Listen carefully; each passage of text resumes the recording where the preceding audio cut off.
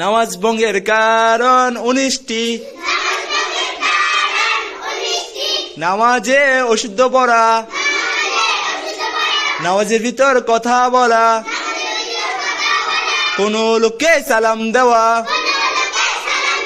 সালামের উত্তর দেওয়া, আহ শব্দ করা, বিনা উজরে কাশা, আমলে কাসির করা, বিপদে কি বেদনাই শব্দ করিয়া কাদা,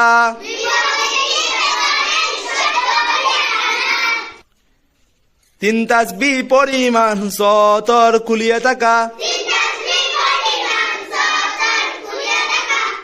মুক্তাদি ব্যতীত অপর ব্যক্তির লোকমা দেওয়া, সুসংবাদ দুঃসংবাদে উত্তর দেওয়া,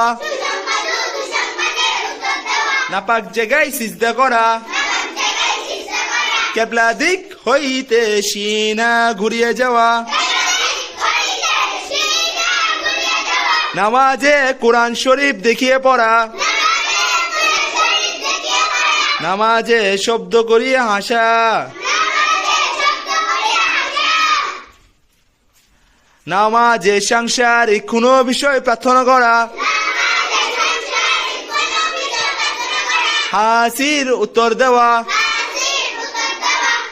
নামাজে কোনো কিছু খাওয়া, ইমামের আগে মুক্তাদি দাঁড়ানো,